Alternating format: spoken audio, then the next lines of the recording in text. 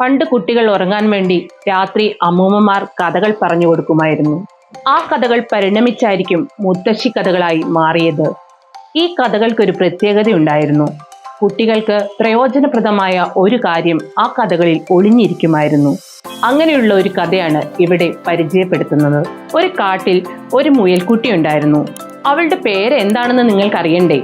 നമുക്കെല്ലാം പരിചയമുള്ള ഒരു ഓമന പേരാണ് അവളുടേത്, അമ്മു. അമ്മു മുയലിനൊരു പ്രത്യേകതയുണ്ടായിരുന്നു. ആ പ്രത്യേകത എന്താണെന്ന് അറിയണ്ടേ? മറ്റുള്ളവരുടെ നല്ല ഗുണങ്ങൾ കണ്ടാൽ അഭിനന്ദിക്കുകയും അത് പഠിച്ചെടുക്കാനുള്ള മനസ്സും ഉണ്ടായിരുന്നു. ഒരു ദിവസം അമ്മു മുയൽ കാട്ടിലൂടെ നടക്കുമ്പോൾ ഒരു മാനിനെ കാണുന്നു. മാൻ വേഗത്തിൽ ഓടുന്ന കണ്ടപ്പോൾ, ചങ്ങാതി, നിന്റെ ഓട്ടം നല്ലതാണല്ലോ, എന്നെയും കൂടി ഓടാൻ പഠിപ്പിക്കാവോ എന്ന് ചോദിക്കുന്നു.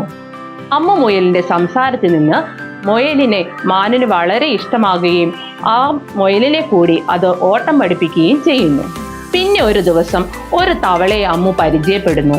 തവള തന്റെ വീര സാഹസിക കഥകളൊക്കെ അമ്മുവിനോട് പറയുകയും നീ മിടുക്കനാണല്ലോ എന്ന് തവളയെ അഭിനന്ദിക്കാനും അമ്മു മറക്കുന്നില്ല.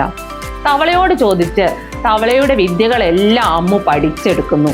ഇത് കണ്ട് അവളുടെ കൂട്ടുകാരായ മറ്റുള്ള മുയലുകൾ അവളെ കളിയാക്കിയെങ്കിലും അമ്മു അതൊന്നും കാര്യമാക്കിയെടുത്തില്ല. അങ്ങനെ ഒരു ദിവസം ഒരു വേടൻ കാട്ടിലെത്തുകയാണ്. വേട്ടയാടുന്നതിനിടയിൽ വേടൻ അമ്മുവിന്റെ താവളത്തിലും എത്തുന്നു. വേടനെ കണ്ട മുയലുകളെല്ലാം വിരണ്ടോടി. അപ്പോൾ അമ്മു ഒരു തന്ത്രം പ്രയോഗിച്ചു.